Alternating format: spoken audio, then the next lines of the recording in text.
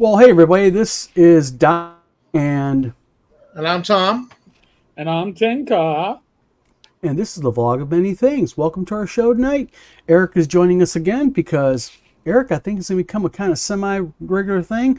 I'm And as you can see behind me, we have Eric. no, Eric. no, yeah, right there.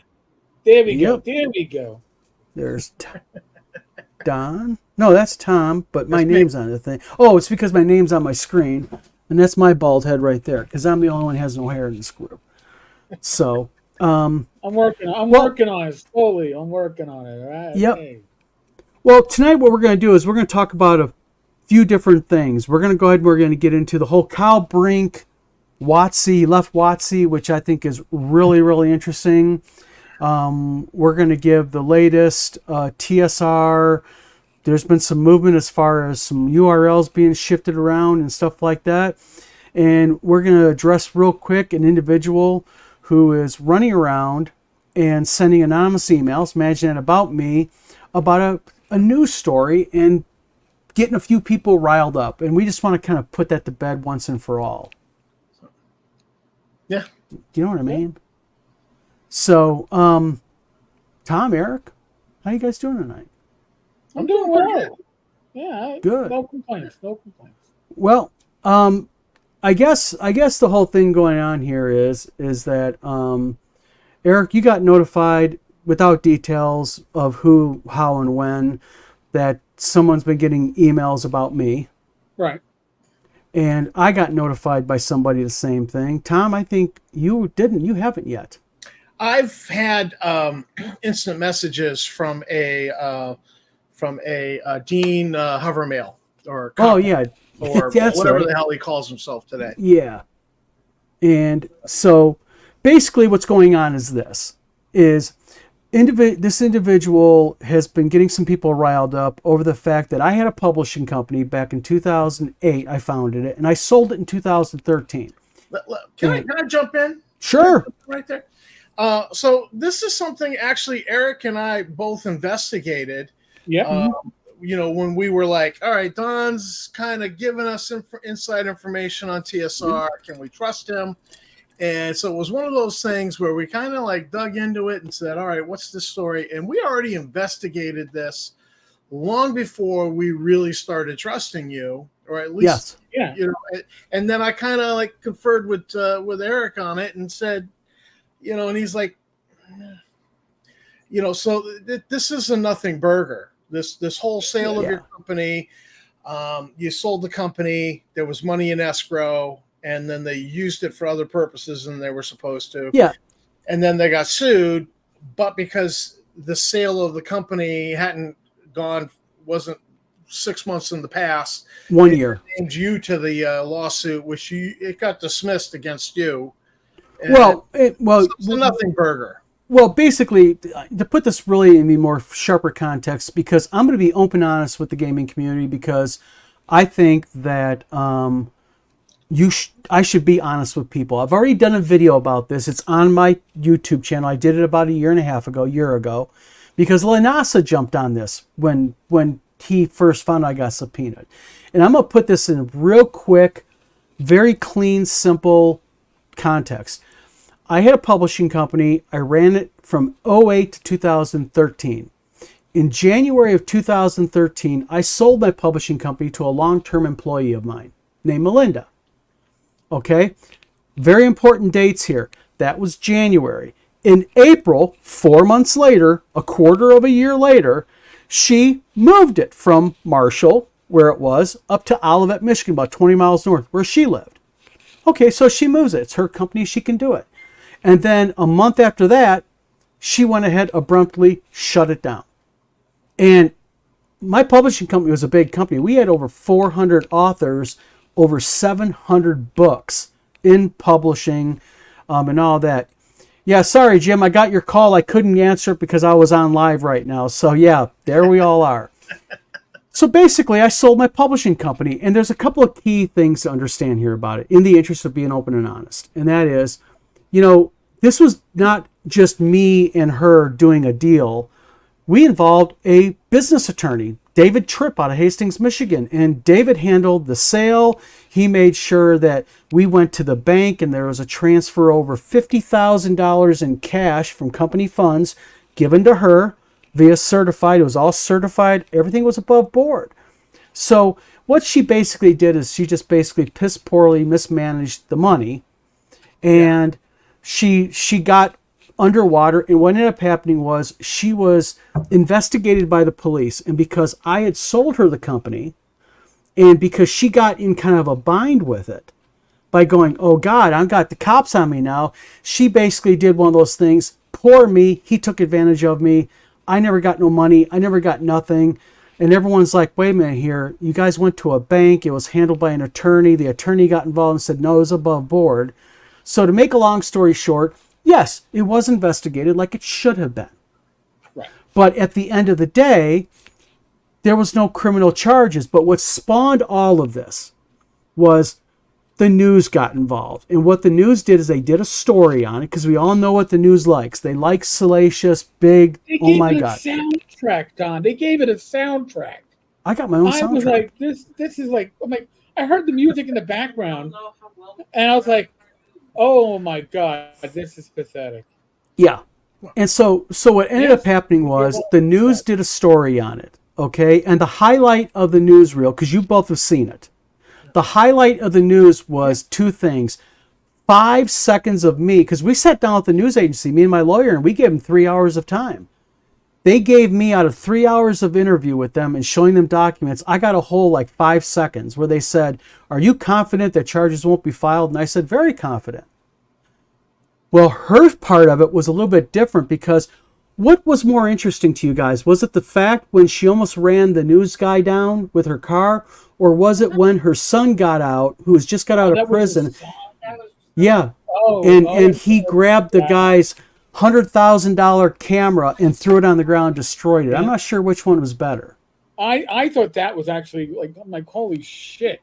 This is, and forgive me for saying this, white trash comes to dinner. I mean, that I was like, yep. Okay. And just to kind of further let you guys know, yeah, Jim, exactly. They were going for the Emmy Gold on this one. And what's an interesting thing about this was the young man who threw the camera on the ground, okay, 4 months later, he tried to kill police with his gun, shooting at police, and they ended up unaliving him. Ooh. They found him in a snowbank, broke down. He pulled out a gun, was clicking it, trying to shoot at him, and they got him. They took care of business with him. So, yeah. Oh yeah, it was a Jerry Springer show moment. I mean, it was like crazy. So, bottom line is this. Yes, but the results came back. You are not the publisher. Yeah, I was not the publisher. I mean, I had sold the business, and the funny thing was, she had owned it like 5 months when she shut it down total. So almost a half of a year. I mean, what am I supposed to do about it? So there it is. So I'll just say this to the individual who is spreading this newscast around, because I'm not going to mention his name out of respect, nor am I mentioning who is giving me this info, but I know you're going to watch this video because I'm going to actually share it with you personally. And do me a favor, if you have any questions, drop me a message. Let's talk on the phone, man. I'm an open book. I'm not mad at you. I'll talk to you. I'll answer your questions, man. It's okay. You know, and the best way to handle gossip is just go to the person and say, this is what I'm being told. Is it true? And I've had the same thing happen to me. And someone came to me and said, hey, this is what I'm hearing from your family member. Is it true? And I'm like, no, it's not true. But tell you what, let's do a family meeting in the room. Well, what kind of adds to this, Tom, is the reason why this person is really bringing this up, because evidently this person has proof that I am now scamming people. And this was what he said. There's an individual who asked for a refund from me. Mm-hmm. Okay? And I have a policy, we don't give refunds. But I thought, in the interest of goodwill, they were waiting a while. I'll be nice this one time, and I'll give them a refund. So what you got to do is you go into your Shopify panel, and you instigate a refund. Well, I have, through my bank, my credit card processing. I don't go through Shopify because I get a better rate through my bank.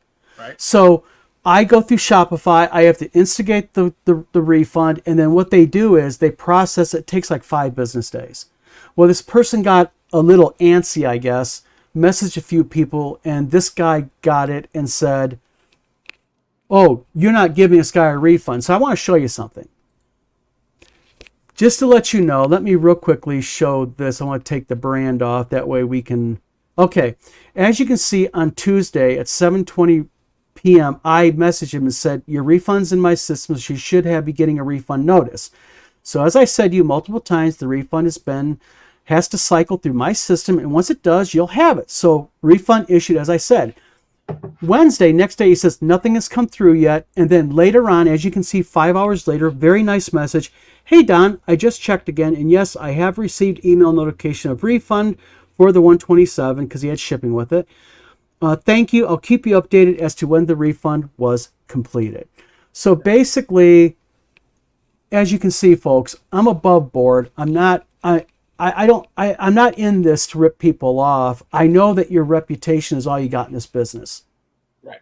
You know, so I wanted to be, I don't have to do this video. I don't have to explain myself, but I did it because I want to be open and honest with people. And I want people to understand that, hey, when you deal with me, you get blunt, you get honest. I'm not going to sit there and do anything unscrupulous. And I don't think you guys would be publishing, especially you, an ex-police officer, Eric, would be publishing with me if you had inside info on me. And I know you looked into me. I know you've been honest with me and told me. Don. Now I'm gonna give a little peek behind the curtain here. Don came to my initial attention because somebody sent me an anonymous email and told me to look into Don and gave me all these links. So I looked into the links, and there was a lot of nothing in these links as a cop. There's a lot you can read into it, but no, it was lacking on facts and had a lot of supposition. So I actually reached out and spoke with Don and was able to get clarifications to what was literally an incomplete set of not even facts. Can't even explain to you what it was. But I was told I had to investigate. I had to look into it. And folks, you all know my reputation. Listen, I've been called the cop in the OSR for over a decade, mostly by people who don't like me and think I'm an asshole.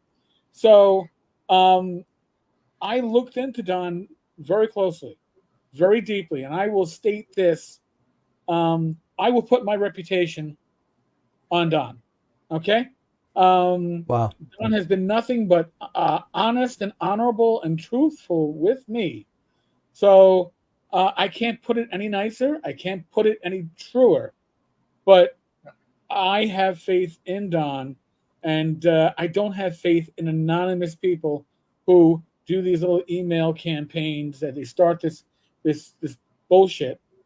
That when you send me an anonymous email to tell me to do something, I'm going to be very suspicious as to why you're anonymous and you're sending it to me. And I was then, and I still am now. I can speak to Eric's thoroughness. He shared a digital file on somebody that he looked into one time that I was curious about. And it was, if it had been paper, it would have been like that thick. He just kind of Dropboxed it to me and said, enjoy. And I started going through it and I says, oh man, this is way, way too much to read in one sitting. So he's exceptionally thorough when he looks into somebody. And I know, I figure he's probably looked into me. I wouldn't surprise me at all. I can neither confirm nor deny any such things.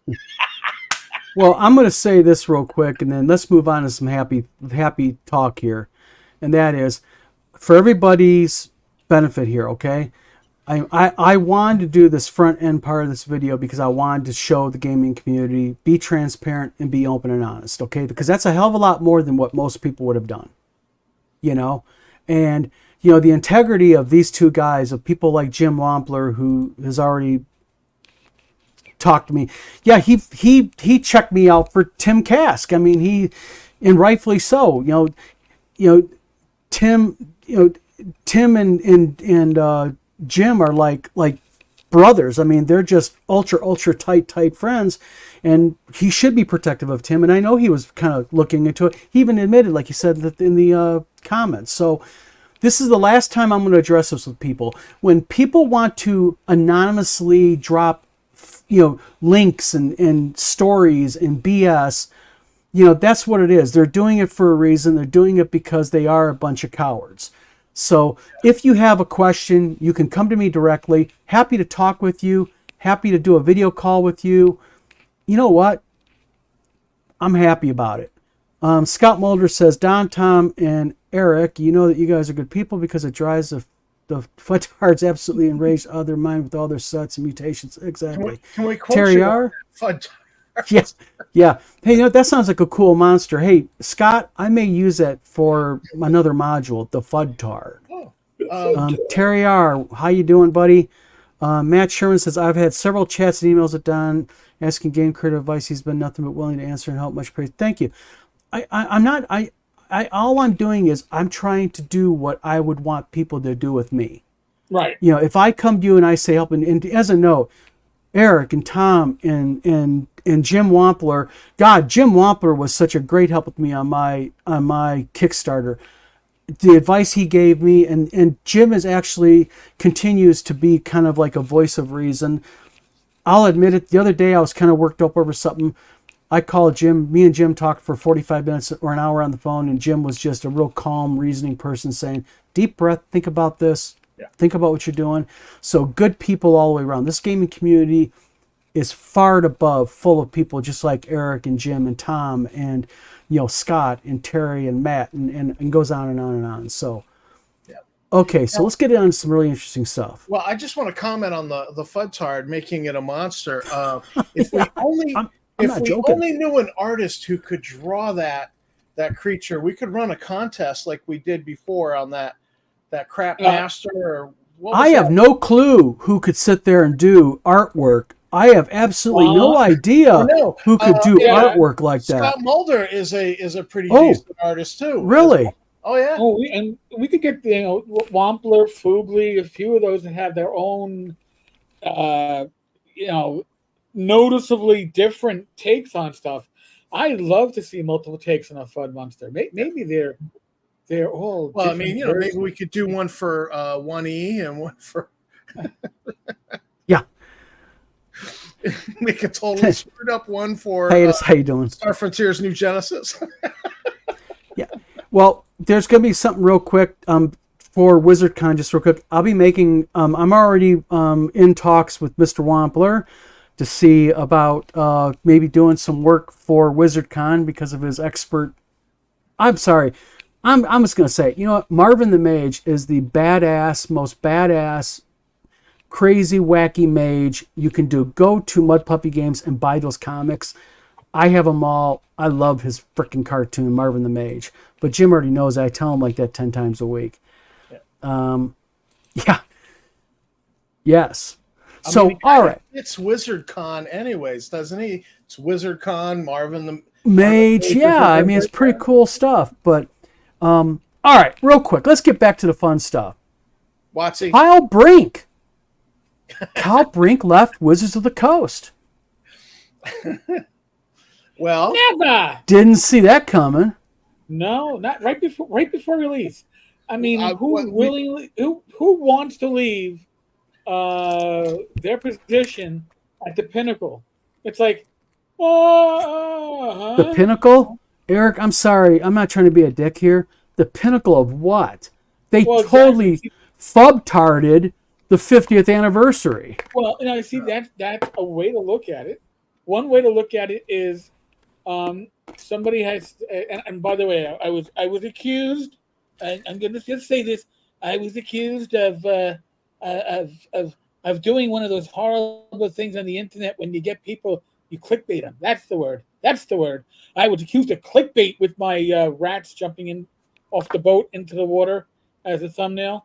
Because how do I know that Kyle is fleeing a sinking ship? Well, listen, the options are he was fired, but he wasn't fired during the purge. Okay? He wasn't let go during the purge when everybody else was let go. So that tells you he was doing the job they wanted. He's leaving right before 6E, D&D Forever, D&D 2024, whatever you call it, actually goes live in September with the Player's Handbook.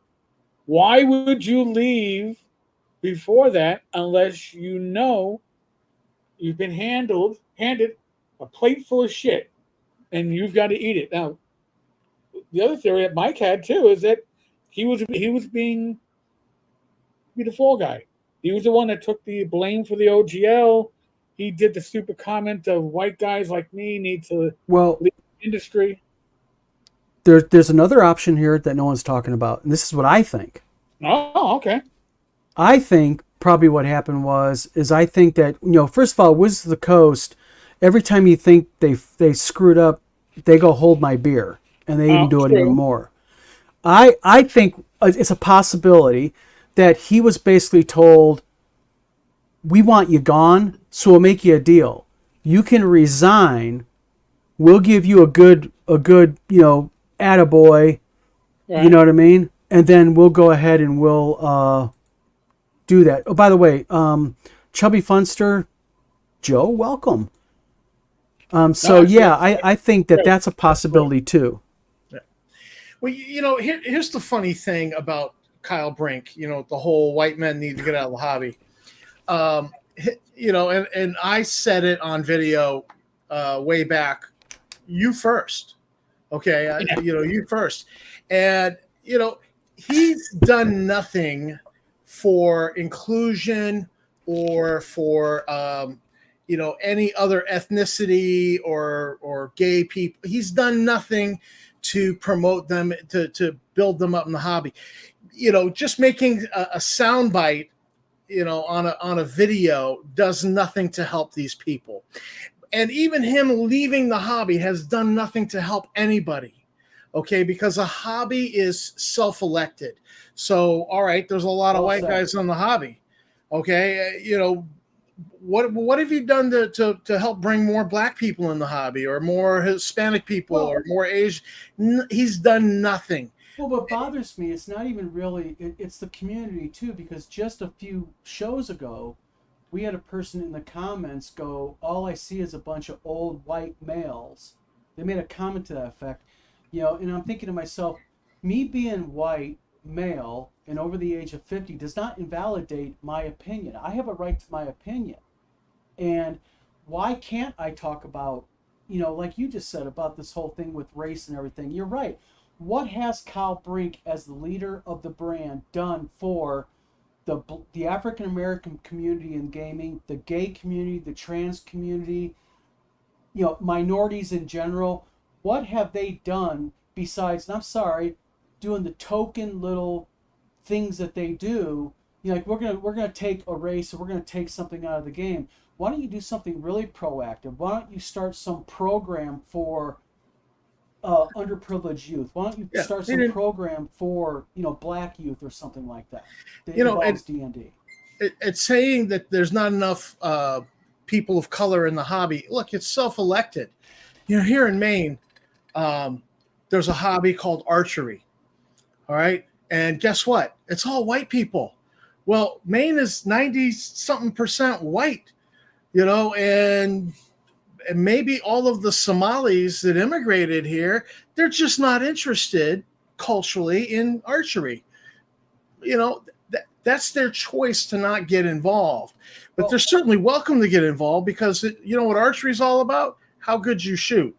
End of the day, it's not like, oh, we don't like it. No, you kick somebody's butt, at it, you kick somebody's butt.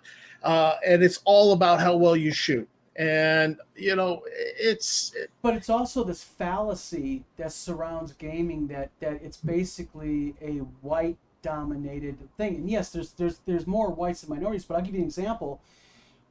I guess I'm gonna announce it here. I don't think you guys knew I did this, but I reached out to my local library, the Willard Library, through Wizard Tower Games, and what I wanted to do is I wanted to do a once a month Saturday afternoon or a Sunday afternoon gaming thing for kids under 16, for kids, and teach them how to play D&D and role-playing games and get them into the camaraderie of it and everything. Well, the Willard Library jumped on it, like as in wholeheartedly, and we have our first 22 signups, and this is the stats, real quick. Interesting stats. 22 kids from the ages of 16 to 9 have signed up. Okay. Of those 22, 9 are girls. Oh, wow. Nice. And of those 22, 6 are African American and 3 are Hispanic. Nice. And do those numbers reflect the population in your area?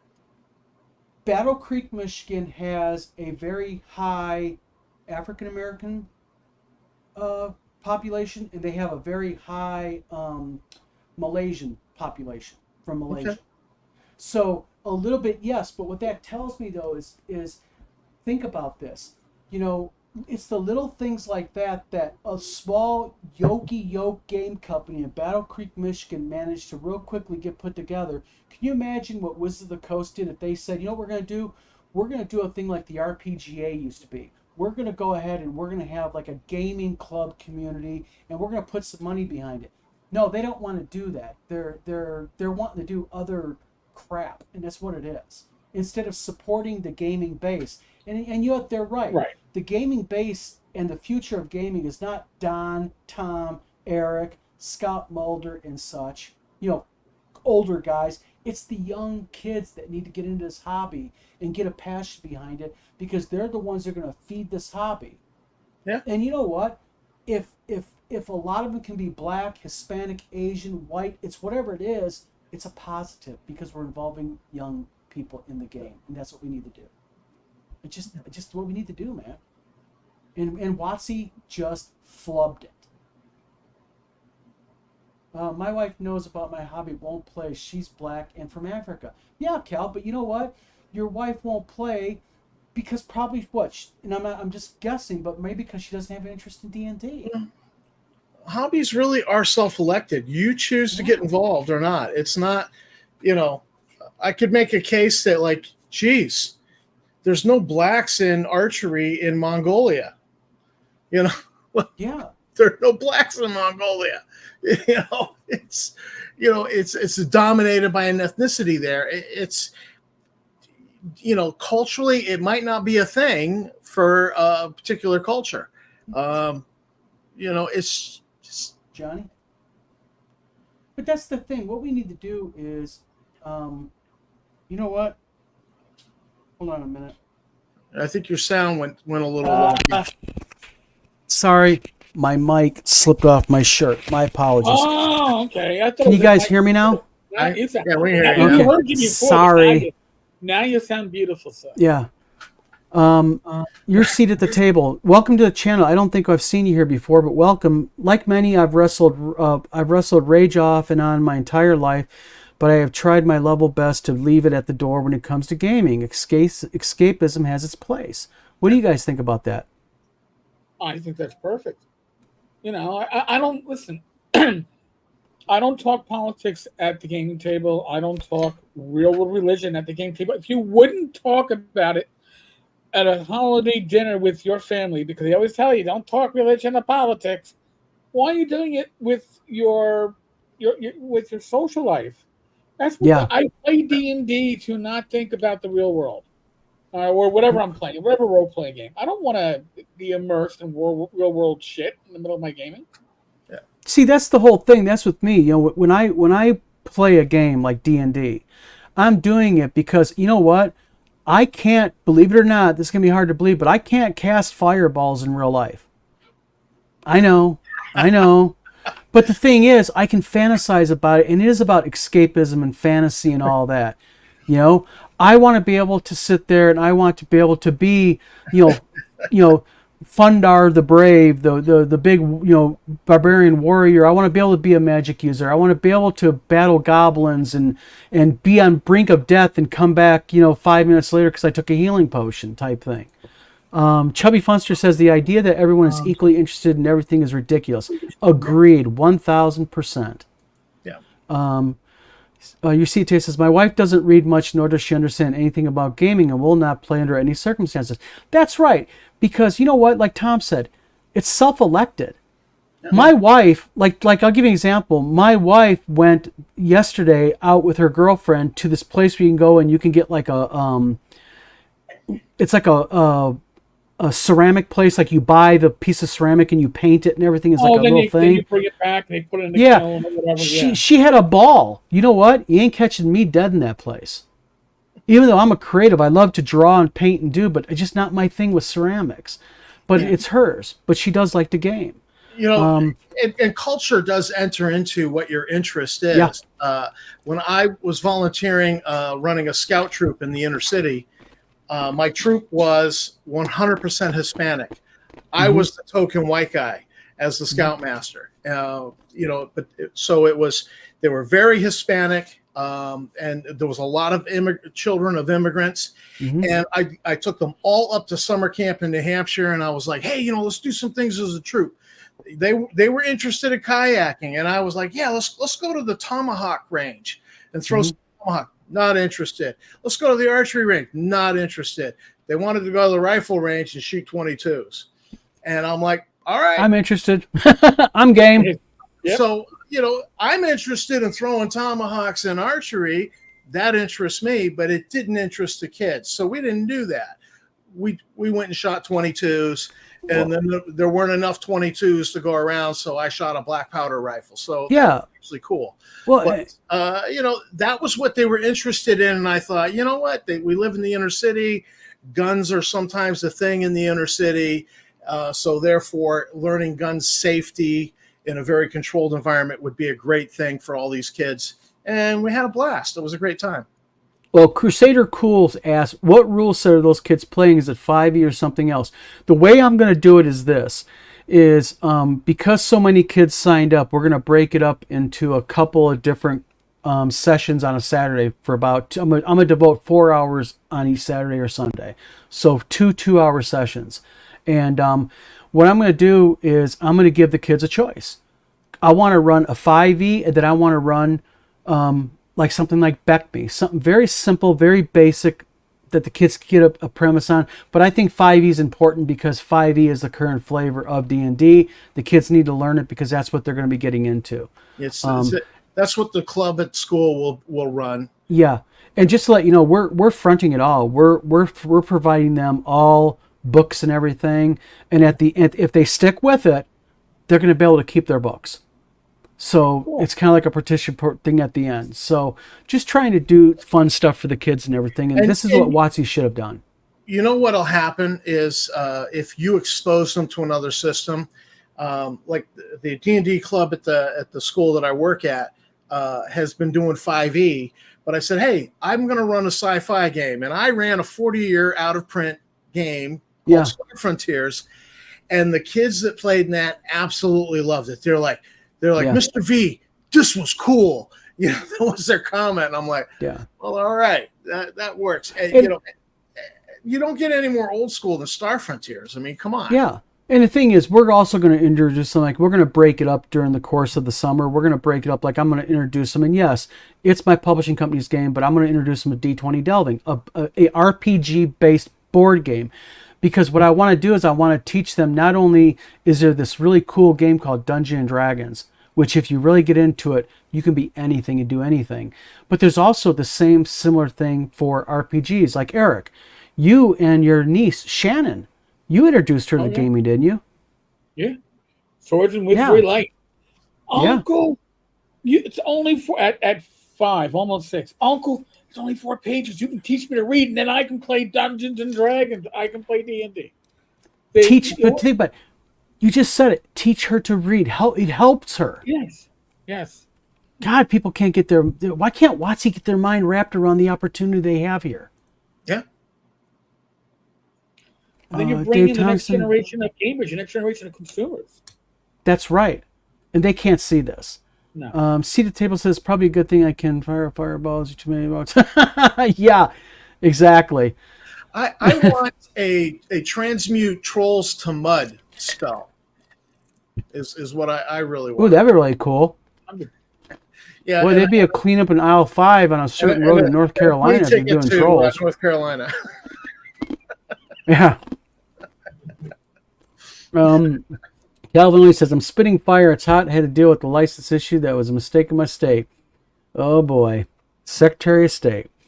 I grew up in a small town in Iowa. Started gaming in the 70s when my BF borrowed his brother's basic D&D on that one week where the bus ran late. Yeah, that's the thing. I mean, we all have stories on how we became, and it's amazing how we're all in our 50s here.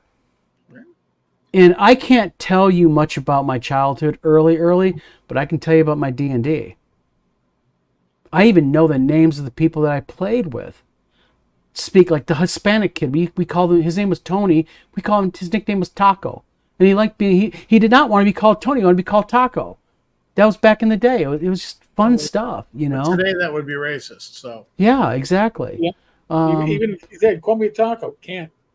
Sorry, man. Yeah, it's like, man, it's sad times. But Cowboy says old white guys do tomahawks, the others do guns for the inner city. Obviously, that's what we learned here. But that's the thing. But that's the whole point.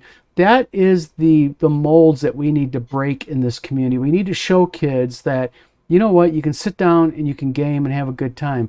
And kind of back to the Kyle Brink thing, Kyle Brink really flubbed it all. So, Eric, you were talking about Kyle Brink, your theory behind him leaving. Go ahead and expand on that. Well, the way I'm looking at it is, again, nobody wants to leave before I'm going to put air quotes, the pinnacle of their career. Launching the new edition, the new version, the new flavor of Dungeons and Dragons. He's the executive producer. He is the frontline management, hands getting dirty. This is my baby. I'm going to get it out there. And here we are in July. We're 2 months away from the launch of the game. And he's like, you know what? Yeah, you can mark me down as former executive producer of D&D because I'm out of here. Now, again, I'm looking at this as they just fired, shouldn't say fired, they downsized a shit ton of people. All right? People that had been there for, in some cases, decades. Your position is gone. Now, and how they did it was shitty as hell right before Christmas. That's how WotC always does it. They've been doing that for a better part of a decade. But the thing is, if Kyle was on the chopping block and they fired people from the D&D team, you would have expected it to happen during the purge.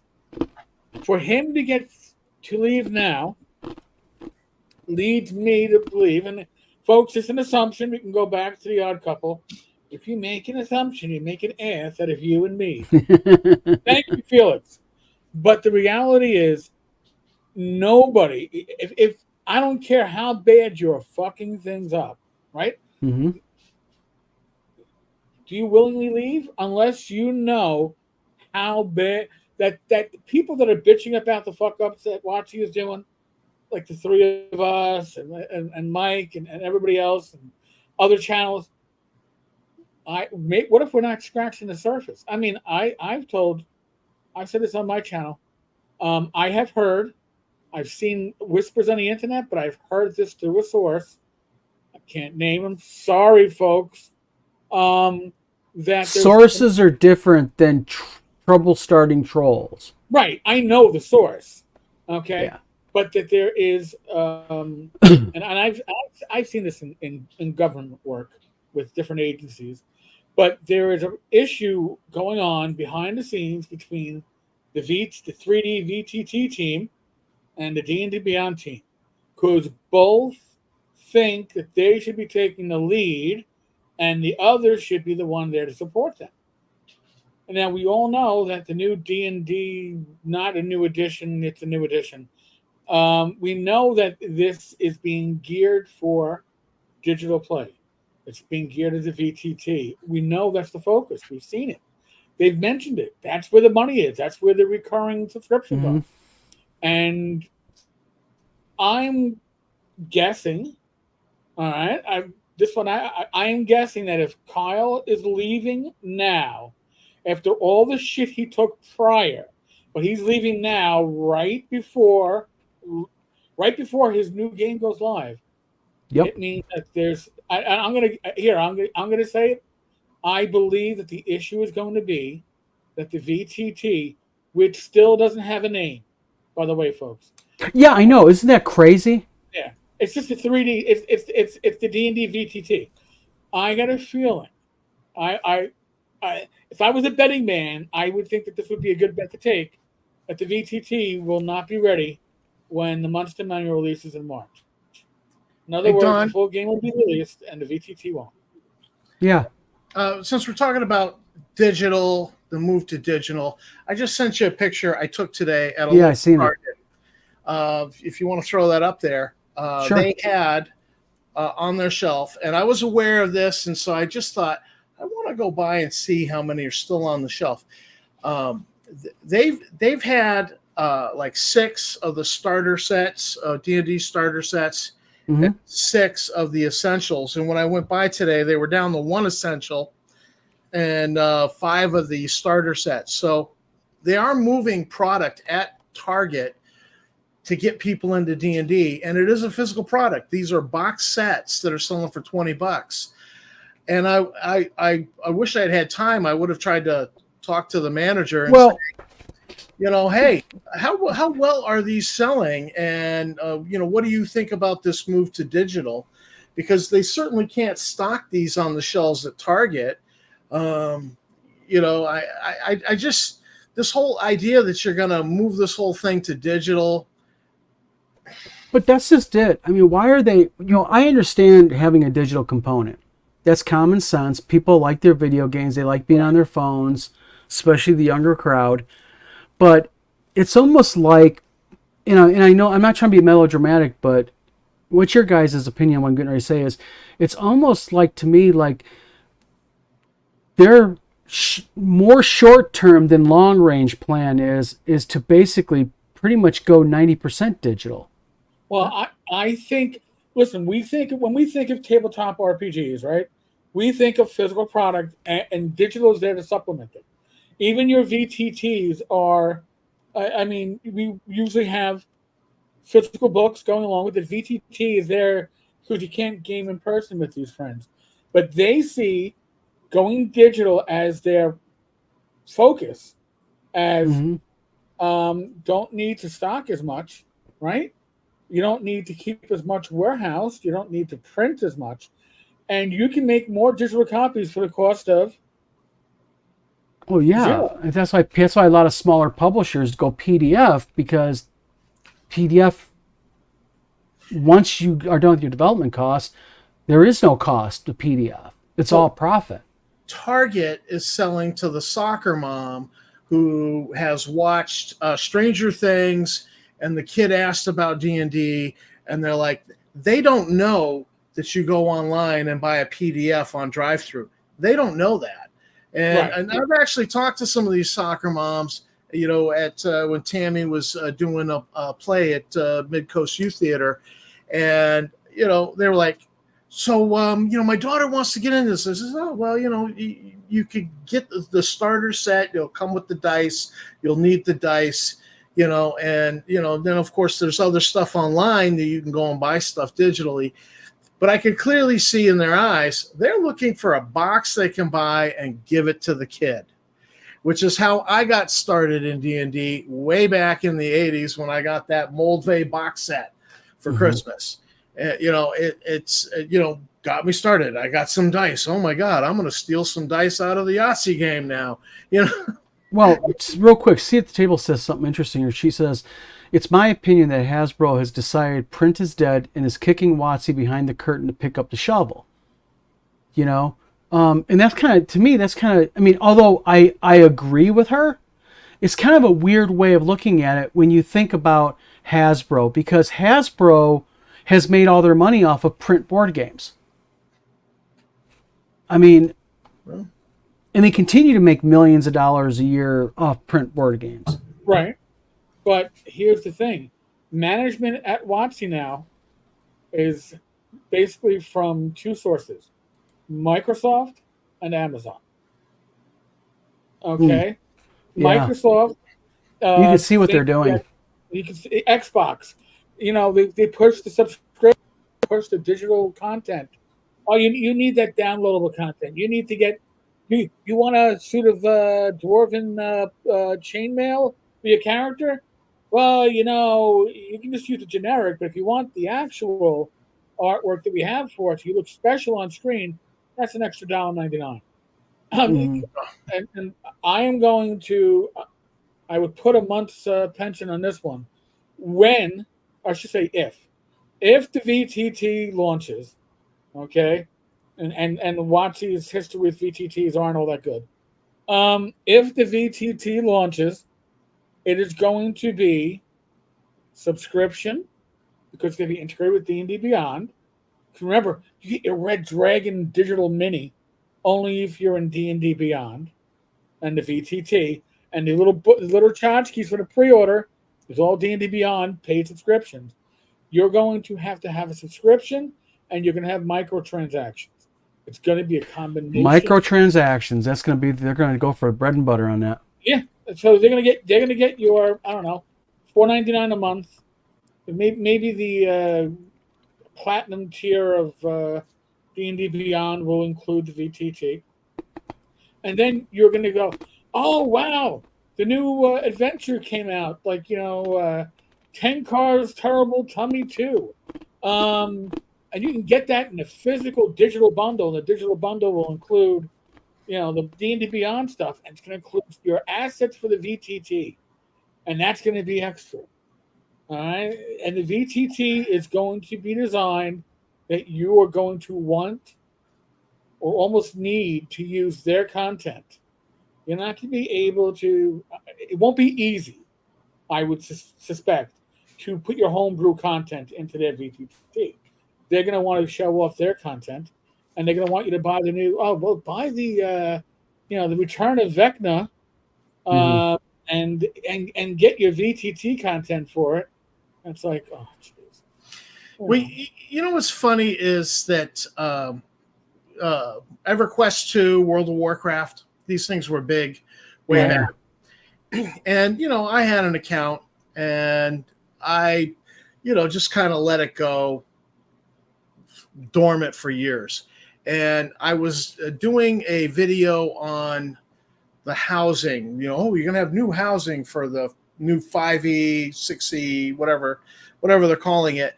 And they were talking about the housing. And so I thought, well, I'll go into and get some pictures, some screenshots of my housing on my old EverQuest 2 account. And I went in there, and one of the things I've noticed going back into EverQuest 2 is that it's like a desert. It's like oh yeah, there's like nobody there. I remember the old days where you try to run around and grab something in game. There'd be a little question mark. Oh yeah. You grab something for your collections, and it was like this race, and it's like a desert now in there. Yeah. And I just don't see them being successful at digital. I mean, if EverQuest and World of Warcraft had just grown to be maybe World of Warcraft has eclipsed EverQuest. I don't know. I think World of Warcraft has finally. Yeah, maybe that's where the scene is, and I'm just in the has-been scene. But it just seems deserted to me. Nobody's doing that. It's and clearly all these people who were rabidly doing it, back 2009, 2007, they're not doing it anymore. They've checked out. And after COVID, everybody actually wants to get together physically. They don't.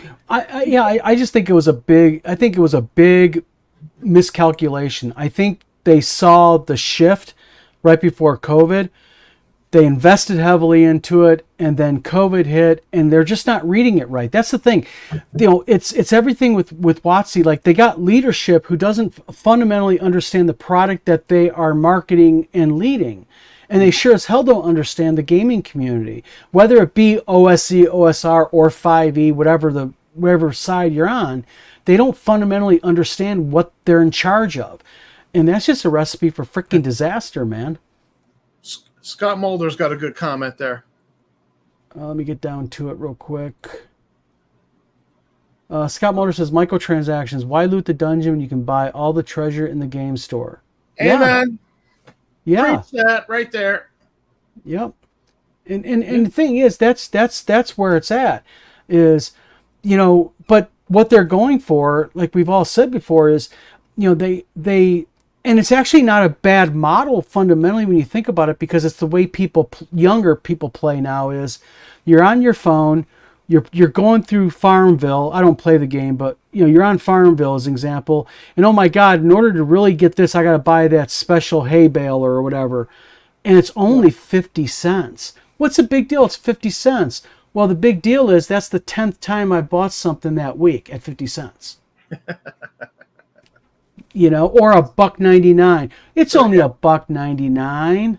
Yeah, but it's the 40th time you've done it this month. Yeah. And that's what they want. Feel like much when it's a microtransaction. Yeah, that's why they call it that. That's exactly it. They want you to think that it's only $1.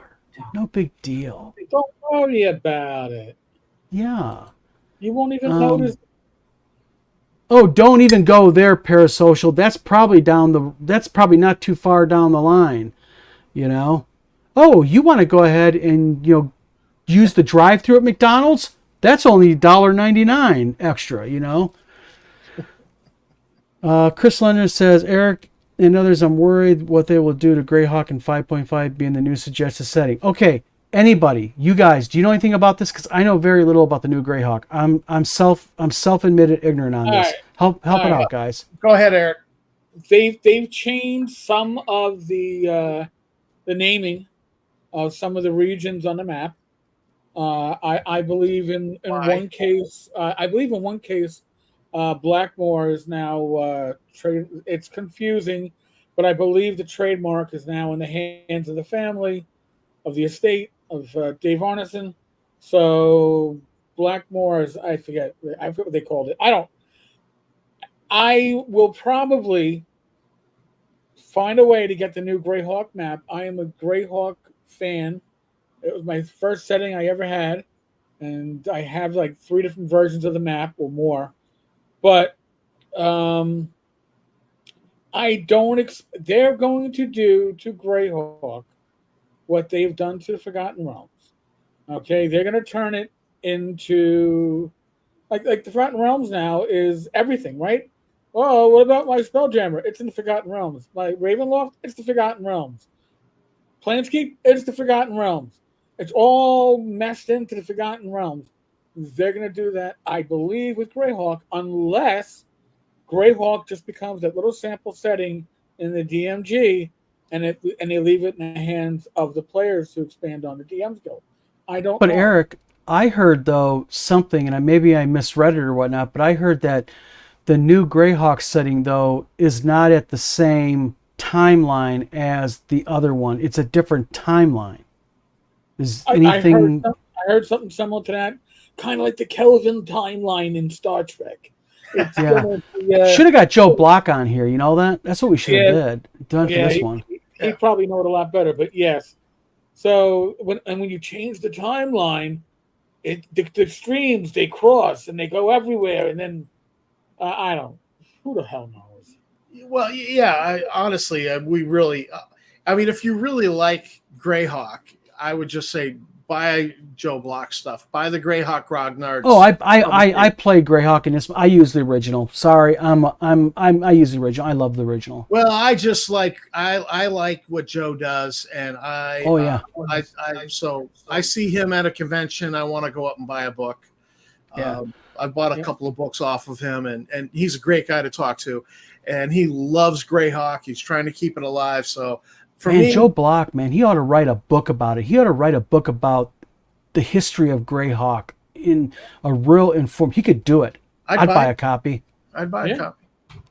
You know, the amateur historian in me would be like, "Shut up and take my money." absolutely.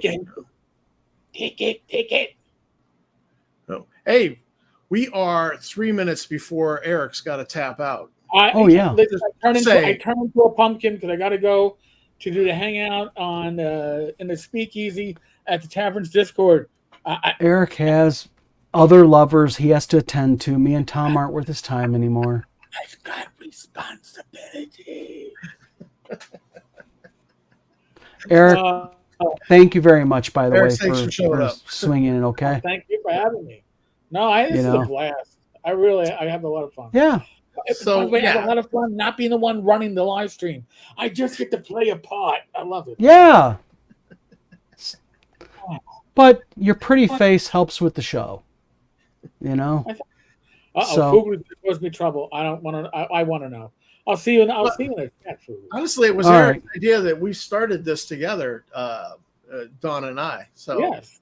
Might as well have Eric on. Yeah. The extension, the natural extension. The shit stirrer. Eric is the horn in the unicorn. How's that one? That was supposed to be deep. You know, it was supposed to be one of those moments you guys go, "Oh wow." I just kept going back to where's all that money Luke Gygax's supposed to be paying me? Shh. The direct deposits ain't hit yet. I'm wearing a shirt that's like 7 years old. Maybe actually, I think I bought this one. I'm still working. It could be 8 years old. Where's my money? Damn it! Well, this is our act. We dress like this because we got to not let people know the millions we get paid. Well, I think you're the one who's been getting paid because you got prosecutors in your pocket and all sorts of stuff. $500K, 30 grand, 15 grand. Who knows? It's a grand is a grand. You know what I mean? I don't want to give much airtime to the troll in North Carolina, but honestly, the most recent accusation you stole $500,000 makes no sense because you put in for $7 grand as a creditor in the bankruptcy. Yep. He would have just reported that and said no, and then the trustee. It should be on his P&L. He didn't even put it yet because if there was that would have been a hell of a loss. Who would have helped him in his bankruptcy? Said, yeah, we're owed $500,000 because it was stolen by Dawn. Even the 33 grand and the 16 and 12 and 15 and 22 didn't report it. So that tells you a lot right there. Yeah. So microtransactions support the prosecutor in the pocket. That's there right. You go. Yeah. Found the secret. Yeah. Found the secret. Thank you, Scott. All right, Eric. Talk to you later. Okay. Take it easy, Eric. All right. See you, Eric. All right. Terry R says something very interesting here, Tom. Blackmore is now called Arn. Is that true? Or is that just a joke? I'm not sure. I'm not 100% sure. I think so. The statement that the family owns the Blackmore trademark. I think so. Well, no, I'm iffy on that because that was one of the trademarks that a certain troll was squatting on, and then he supposedly gave it to the family. Oh, but that wasn't brought up though by WotC in their countersuit though as part of the group of trademarks that they disputed. Yeah, I don't know. So, so one of the things that one of the problems, was that in talking with somebody who produced a documentary on Blackmore, mm-hmm. I said, "Hey, I see that WotC's selling the original Blackmore supplement on drive-through." He says, "We'll see how that goes." And I was like, "Oh, you're waiting to see how this TSR thing goes, and then you're going to try to sue WotC." And it was just, I was like, "Yeah, that's not going to go well." No. They clearly have had this in prior commercial use. Yeah. They've been selling this. They don't have to officially own. They don't. Prior commercial use, and you'll lose in a lawsuit. And you know what? I can give some. I'll give everybody. I'm not a lawyer, but I have played one in a role-playing game before. That's fine. But I'm going to give some firm legal advice, and I think Joe the lawyer, if he sees this, can vouch for this. Ready? Here we go.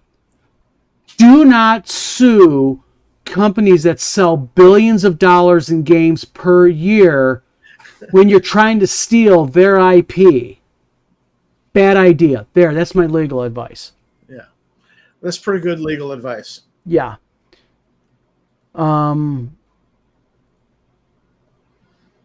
so according to the new map. Okay, so it's called ARN. Actually, you know that. Although you know what's curious is this. I personally, as a business decision, I would have kept it Blackmore because it's that. You know, first of all, Blackmore is just a cool freaking name.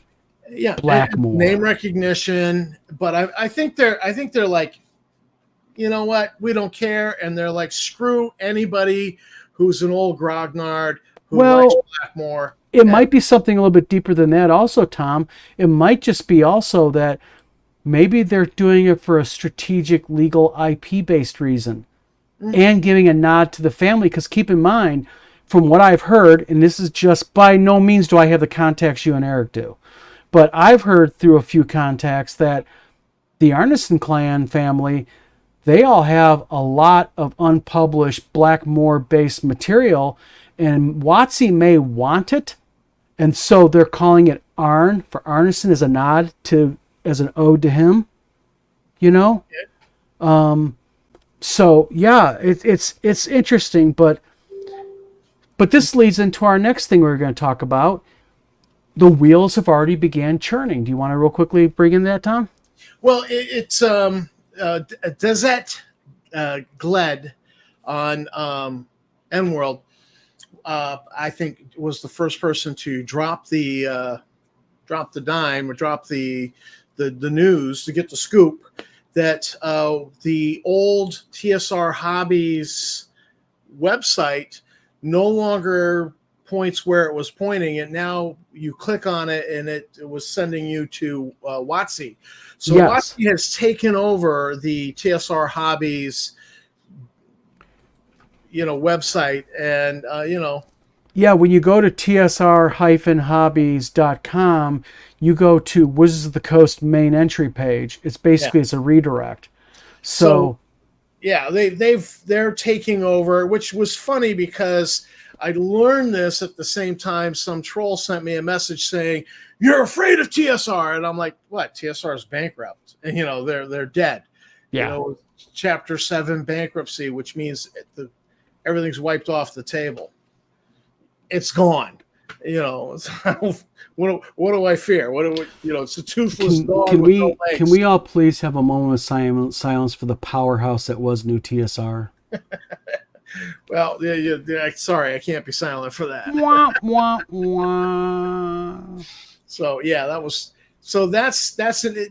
clearly the wheels of justice are moving, and this whole sad chapter of destruction of the TSR name, amen, is coming to an end. And but I am curious though about something. Sure. I am curious about, we know that, WotC now formally is back in control of TSR IP trademark. Yep. We know that they're now back in control of actually the icons, the Lizard Man logo and all that.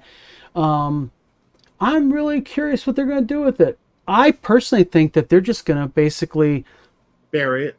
Do it like Wizard or Raiders of the Lost Ark. They're going to put it in a crate and they're going to shove it in a big warehouse. And it's going to play the Indiana Jones music, and it's going to go distance out. And as long as they're still selling on drive-through, why not? Well, it doesn't cost them not much to do. It has why not keep doing it? It has those logos on it. They win in any lawsuit in the future. Yeah. Anybody wants to squat on that stuff. Yeah. Prior commercial use. And you would be causing confusion in the marketplace by trying to squat on the trademark. It's just not going to work. Yeah, Chris. I was white, but not a white middle-aged male in 1982. WotC, I was 14. Get it straight. Yeah. The thing is, though, is it just, and again, I know we're harping a little bit on it, but it just really saddens me that here we are, D&D's 50th, such a unique time, just in general gaming. What a milestone for a game. And not only make it to 50 years, but be 50 years in active production, always been renovated, redone, cleaned up, revamped, and all that. And to have a company that has the money that they could put into it, they just did nothing with it. And that's just so, just as a gamer, it's just, I look at it and it's just upsetting to me. And this idea that white middle-aged men like us need to get out of the hobby. Okay, fine. Let's wave a magic wand and all the white middle-aged men leave the hobby. What happens day after that? What happens to sales for all the third-party publishers? What happens to sales for WotC? What happens? We make them all leave. What have you done? What have you benefited the hobby by getting rid of all the white men? And not only that, but think about intrinsically what this is, okay? For those out there who are saying this, I'm not going to point out any group, but for those of you out there who are advocating for this, but I'll bet you in the same discussion that we would have with you about this is you would bring up about the horrible bigotry and racism against other groups. So what you're going to do is you're going to call out about how everybody should be welcome in gaming. How dare you advocate anything contrary? And by the way, let's get rid of all you white over 50 types that are in our game. It's like you're advocating for what you're decrying as bad, you know? So I advocate for let's get more people in the hobby. Yes. I don't care what their ethnicity is. I don't care what their orientation is. Listen, my wargaming club, the one woman we had was actually trans, and she was a good wargamer. Yeah. Happy to play against her. We show up, we're playing Napoleonics, pushing, regiments of foot or regiments of cavalry. And, the dice could go for her. The dice could go for me. My cavalry charge and get repelled. And it's just a sad day for the cavalry because they're charging, But you nailed it, Tom. You just nailed it. What you just said. You said, and you're 100% right. Get everybody. What does it matter? Let's get everybody, as many as we can, involved in the hobby. And she was always welcome. Yeah, she was always welcome at the club. And Nobody ever was like. You know what? Growing up, I'm gonna tell you what. I played a lot of D&D at a lot of D&D groups, and I'll tell you something. The only time I ever saw any quote unquote "you're not welcome here," that might have been the occasional. Maybe the jocks got a D&D group going and they don't want the little geeks in there. Or maybe, the occasional, this is my group of friends. These are the people I hang out with. And so we're our own clique. I've seen that type of stuff before. And people are going to frown and go, yeah, you're full of shit, Don. But I'm not. I don't think I've ever seen more than one or two instances maybe in 50 or 45 years of my gaming where I've seen someone go, I don't want that person in because they're that particular race or color or they're a girl. When I was growing up, it was like, anybody, please, can we get someone in game with us? We don't care. The only time I wanted to exclude somebody was I was teaching Middle Earth role playing, MERP. Oh, yeah. And so we had one guy was just being pushy and telling everybody else what to do during character creation. Mm-hmm. And he was just being an ass, basically. And so we got character creation done, and I'm running the sample adventure from the book, and he failed the dice roll, and so you go to the fumble table, and the fumble table said that you break your weapon and wound yourself. And so I wrote that he snapped the bowstring, which is not the end of the world for you, no. And he shot himself in the foot.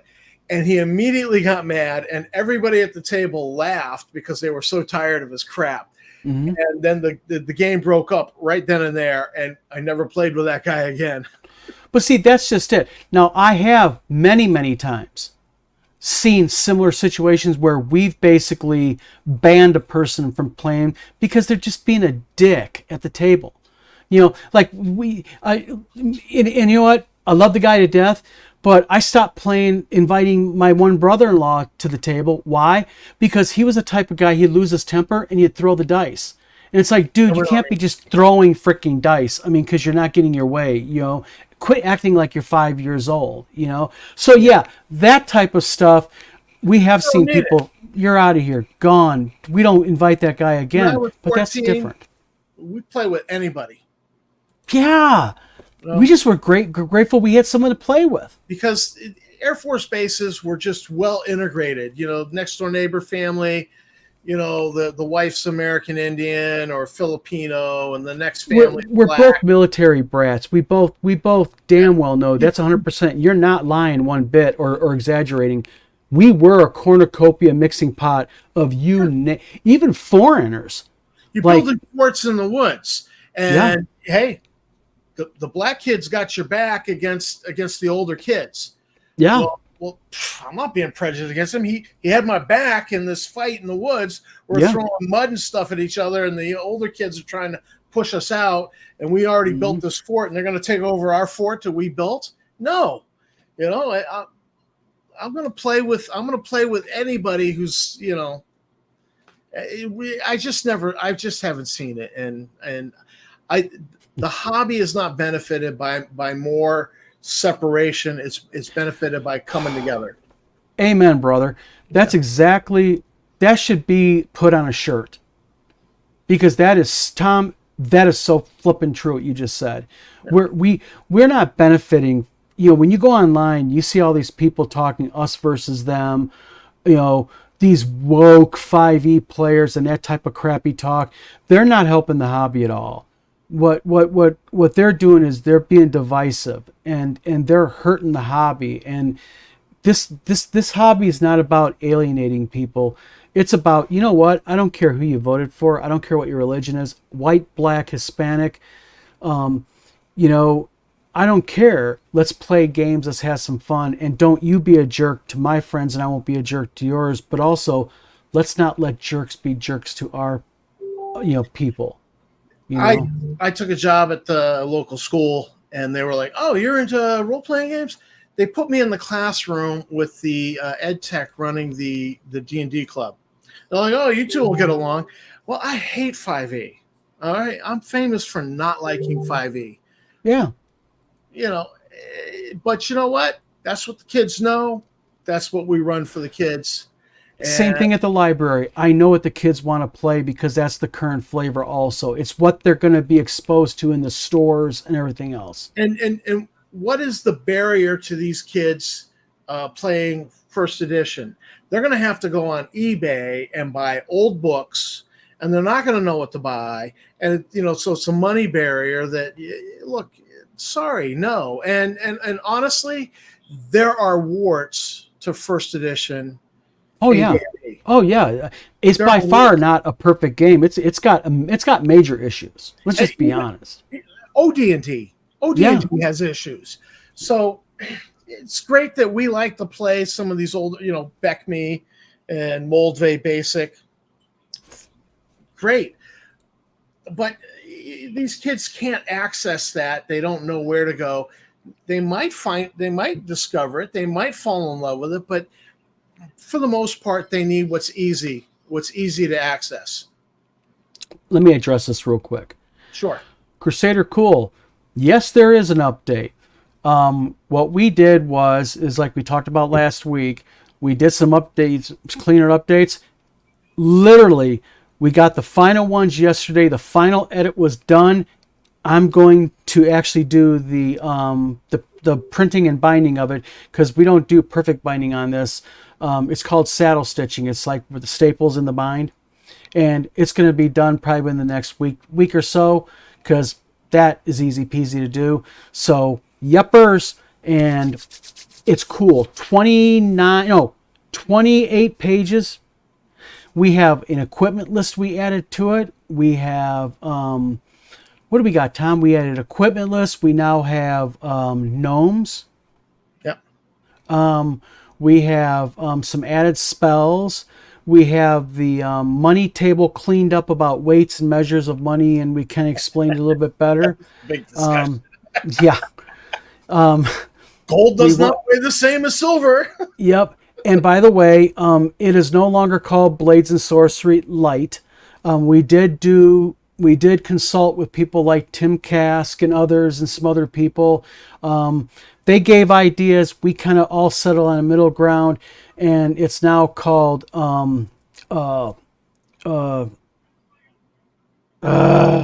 I am drawing a flickin' blank because my head is just a mix-up of stuff. We dropped the light, and Yeah, we're calling it Basic now. yeah, we're calling it Basic, and actually, Tim Cass didn't like the idea of calling it BS. Yeah, because it is something that, you don't want your game known as BS.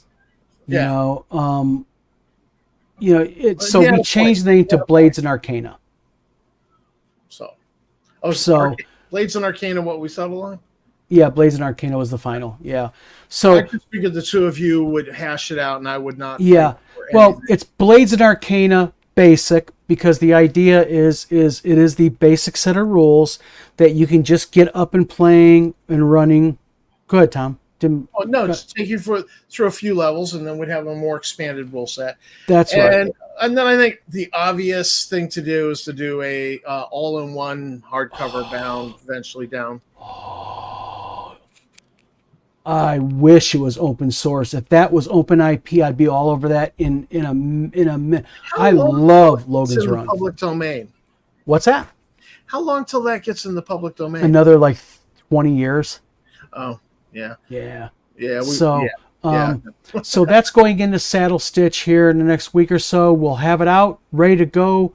And literally we are on the crux of getting release. See, I'm all befuddled. It's been a long week. I've had jury duty. I've had all kinds of stuff going on in my life.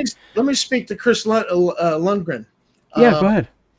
Honestly, Chris, file the serial numbers off of Logan's Run. File the serial numbers off and do something, Landon's Run. Whatever, but file the serial numbers off and do something like, and the rules, we can cobble rules to that. It's the setting that interests people. So you could put 5e rules on there. You could borrow D100 Star Frontiers rules for that. I mean, honestly, you could do anything really.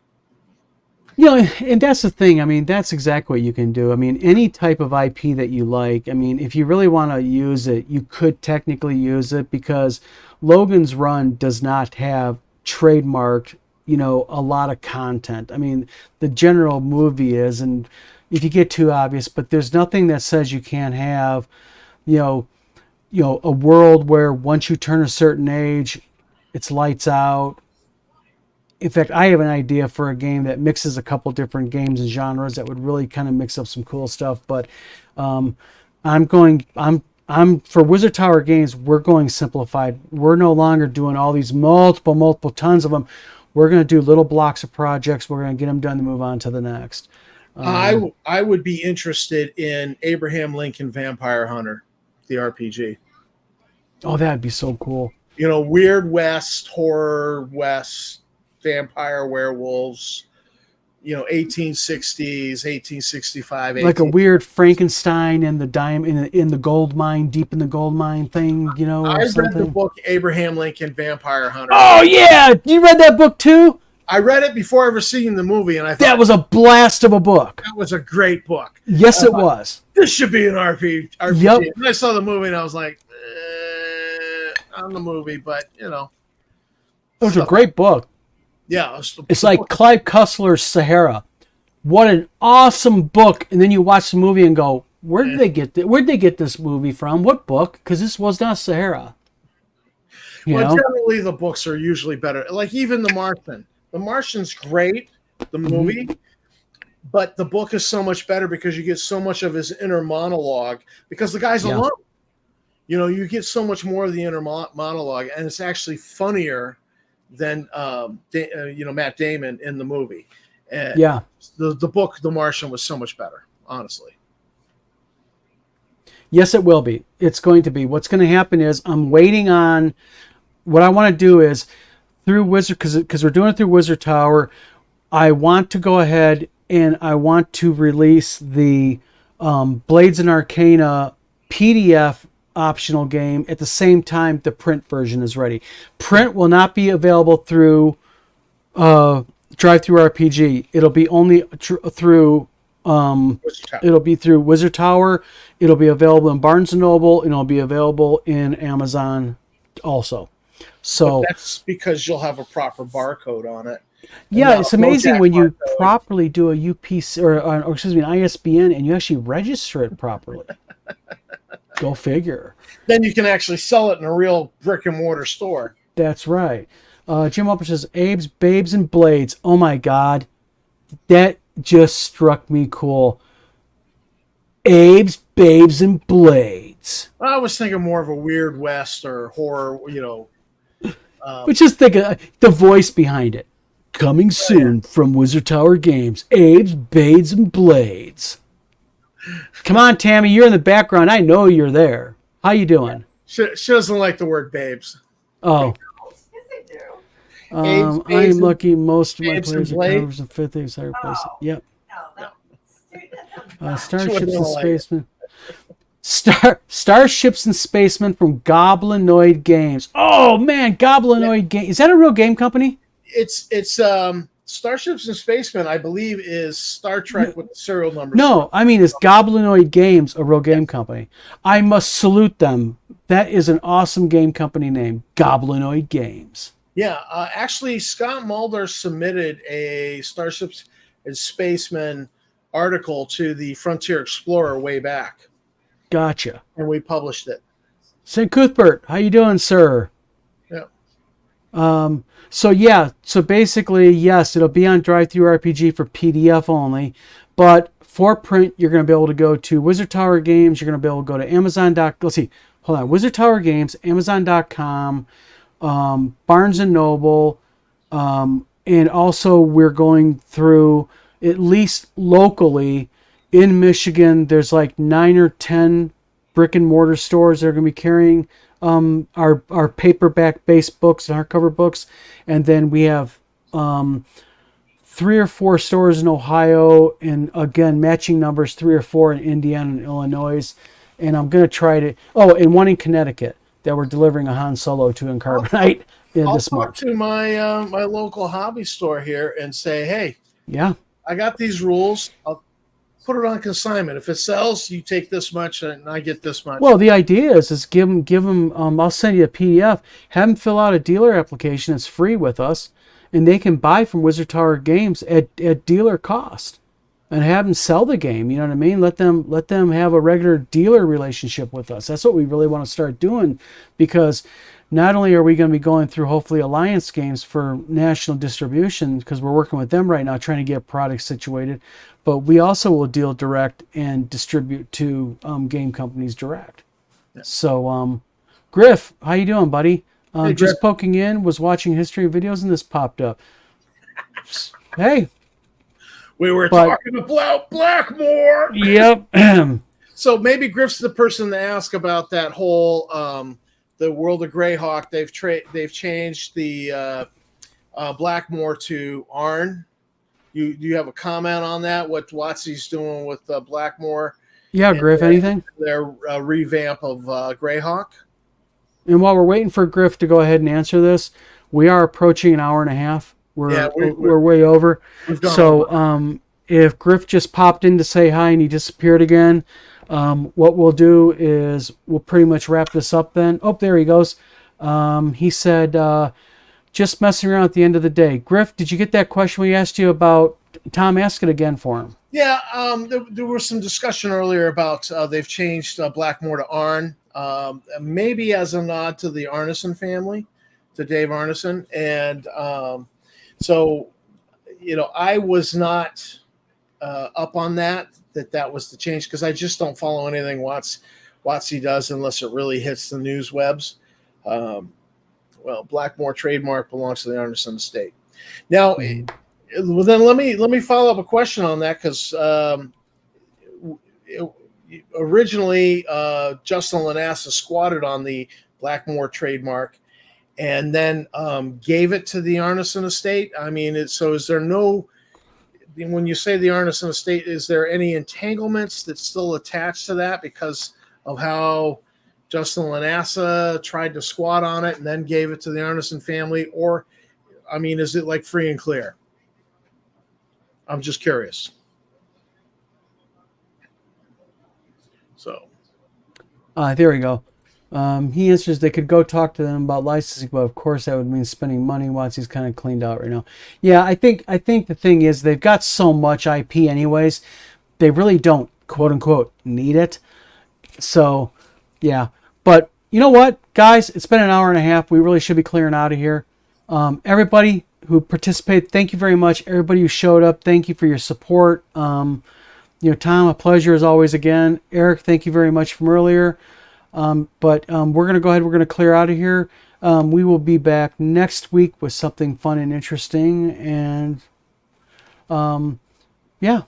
So everybody, thank you for tuning in. This is Don. And this is Tom. And this is Blog the of Many Blog of Things. Many Things. Yep. So everybody, adios, muchacha orcs. Cal, you got the final word, my friend. Talk to you guys later.